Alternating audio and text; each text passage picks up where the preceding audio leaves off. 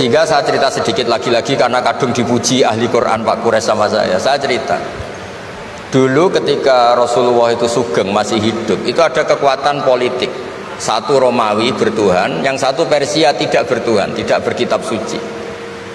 Ketika Romawi kalah, itu Rasulullah itu susahnya bukan main, karena yang masih mentautkan diri dengan Tuhan kalah sama yang sudah tidak bertuhan. Dan ketika akhirnya Persia yang kalah, yang menang Romawi, Nabi itu ikut senang karena yang bertuhan mengalahkan yang tidak bertuhan.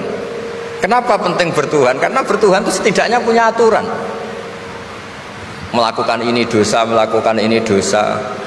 Empati sama fakir miskin itu ibadah. Semua agama pasti sama di tema-tema seperti itu. Sehingga berketuhanan ini penting sekali, kata Pak Kores tadi, berketuhanan itu luar biasa.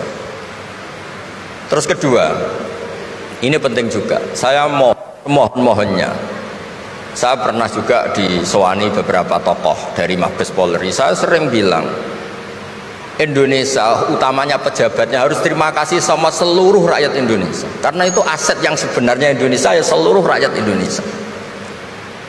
Saya cerita satu cerita, ini hadis sahih di Bukhari, nggak bisa dipertentangkan. Ini hadis sahih di Bukhari, di Muslim.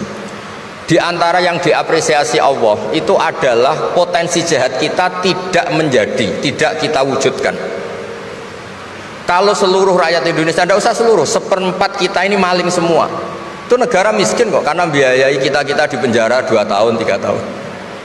Separuh kita mentalnya membunuh, habis Indonesia. 1/4 saja, 1/3 saja, 1/8 saja punya mental killer, itu habis Indonesia. Ketika rakyat kita, ketika tetangga kita, masyarakat kita tidak melakukan kejahatan, itu ketertiban yang sejati. Maka semua bentuk ketidakkriminalan yang dilakukan oleh rakyat Indonesia itu awal dari aset bangsa ini. Coba kalau semua orang mencuri, habis negara untuk biayai di penjara. Semua orang kriminal, berkahnya mereka tidak melakukan, Indonesia baik-baik saja. Sebab itu ketika ada sekian kebaikan, Nabi terakhir ngendikan apa? Takufu syarroka anin nas fa innaha shadaqatun minka ala nafsik.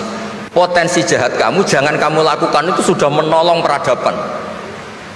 Para gadis tetap gadis karena nggak diperkosa. Orang yang punya kambing satu tetap punya kambing satu karena nggak dicuri. Orang yang berkarir tidak terhenti karena karakternya agak dibunuh, tidak dihujat, tidak dihentikan, tidak disetop oleh cibiran, oleh bulian. Maka di antara 7 orang yang dilindungi Allah, fi dzillihi yauma la dzilla illa dzilluh, itu Nabi hanya cerita orang yang nggak jadi. Di antara yang diceritakan Nabi dalam sebuah hadis, saya ini lelaki sejati, sangat mencintai sepupu saya, dan saya mau ngumpuli dia, tidak mau sampai saya kasih uang 100 dinar. Setelah saya kasih 100 dinar, saya ingin ngumpuli dia dengan cara salah tentu. Dia gak mau dan berpesan, la tafuddal khatam illa bihaqqi. Kamu jangan ngumpuli saya sebelum nikah. Singkat cerita, pemuda ini gak jadi melakukan hal yang nista, yang gak benar.